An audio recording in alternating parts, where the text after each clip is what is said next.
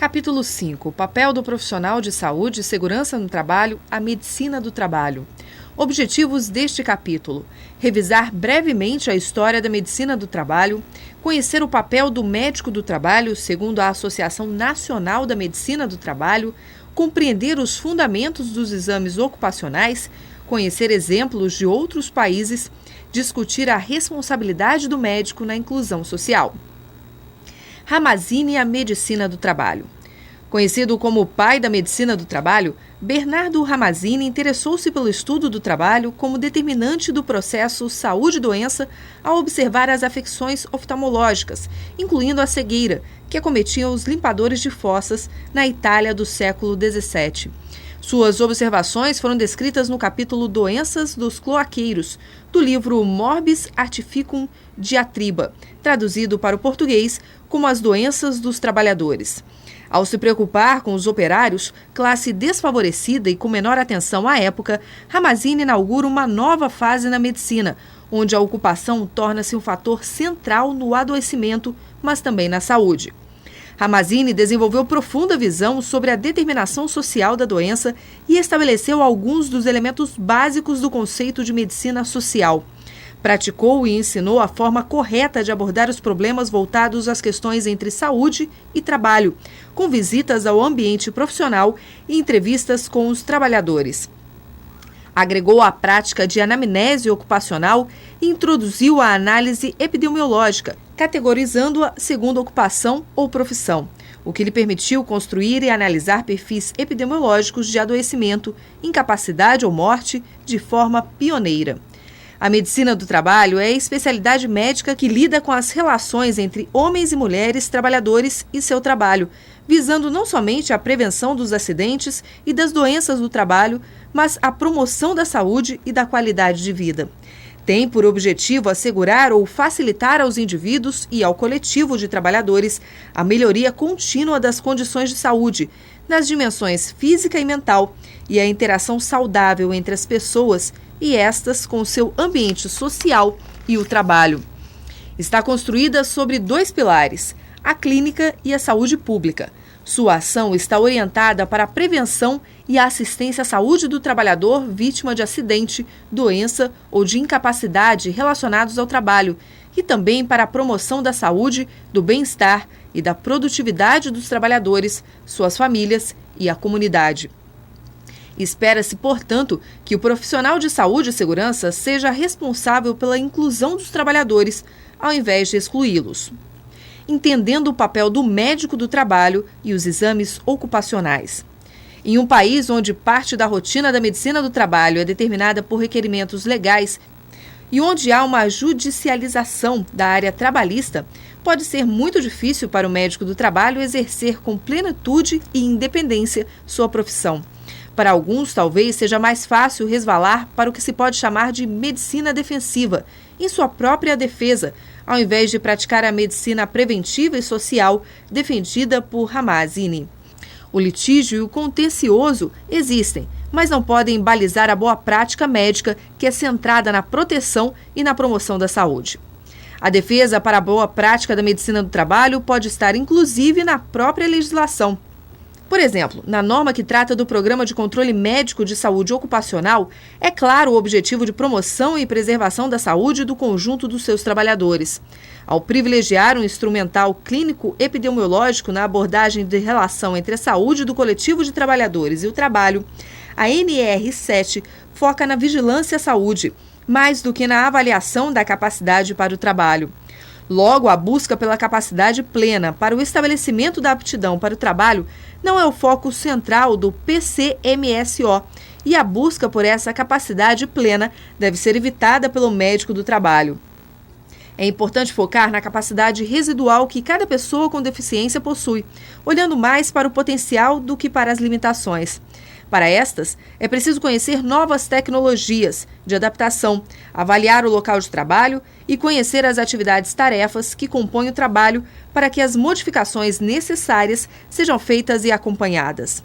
A anamnese do exame admissional deve ser muito bem conduzida, capturando antecedentes e detalhes da condição de saúde dos trabalhadores, que possibilitem um bom acompanhamento futuro, por meio dos exames periódicos. Como são muitas variadas as condições clínicas que afetam os trabalhadores, provocando diferentes tipos de deficiência, é importante que o profissional de saúde se familiarize com essas condições para que os exames periódicos sejam devidamente personalizados.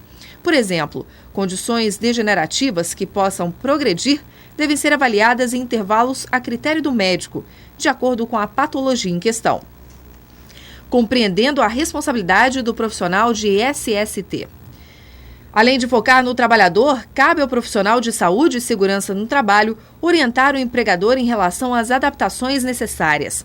Para isso, é importante ter conhecimento sobre normas de acessibilidade, como, por exemplo, a NBR 9050, que trata da acessibilidade de edifícios e mobiliário, bem como conhecer princípios de ergonomia e de organização do trabalho. Sobre a organização do trabalho, vale lembrar que a preparação para o acolhimento da pessoa com deficiência é importante. Saber lidar com os diferentes tipos de deficiência, treinar o grupo de trabalho, preparar as equipes que trabalharão juntas com a pessoa com deficiência são apenas algumas das ações que podem fazer a diferença entre o sucesso e o fracasso de uma nova pessoa no trabalho. É preciso estar atento também para situações que possam caracterizar discriminação. Segundo a Convenção Internacional sobre os Direitos das Pessoas com Deficiências, promulgada pelo Decreto 6.949 de 2009, discriminação por motivo de deficiência significa qualquer diferenciação, exclusão ou restrição baseada em deficiência, com propósito ou efeito de impedir ou impossibilitar o reconhecimento, o desfrute ou o exercício, em igualdade de oportunidades com as demais pessoas, de todos os direitos humanos e liberdades fundamentais nos âmbitos políticos, econômicos, sociais, culturais, civis ou qualquer outro. Abrange todas as formas de discriminação, inclusive a recusa de adaptação razoável.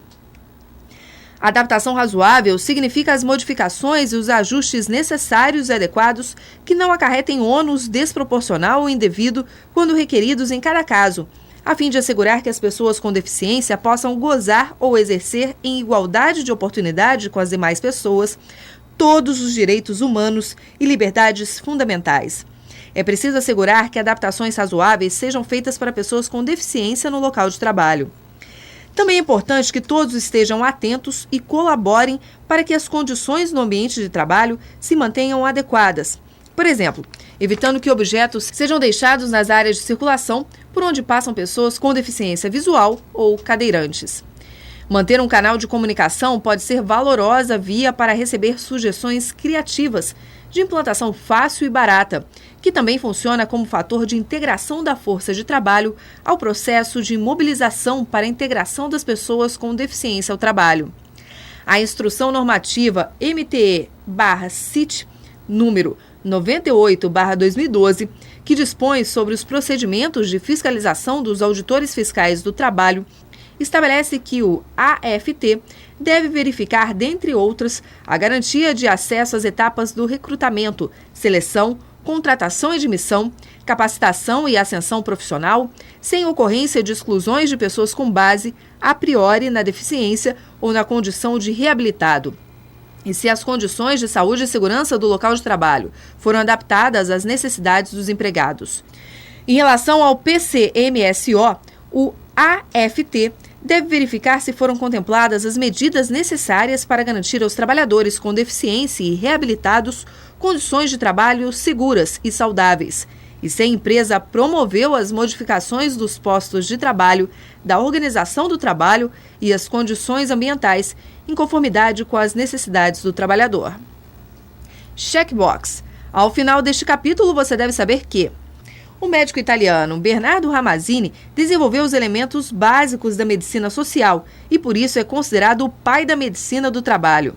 A medicina do trabalho é a especialidade médica que visa a prevenção dos acidentes e das doenças do trabalho, além de lidar com a promoção da saúde e da qualidade de vida. O Programa de Controle Médico de Saúde Ocupacional deve ter como objetivo de promoção e preservação da saúde do conjunto dos seus trabalhadores. Ao invés de buscar a capacidade plena, o médico do trabalho deve focar na capacidade residual de cada pessoa, privilegiando o potencial de cada um.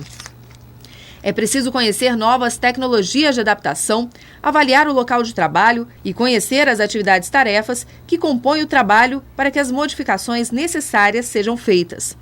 Conhecer a Convenção Internacional sobre os Direitos das Pessoas com Deficiência, promulgada pelo Decreto 6.949 de 2009.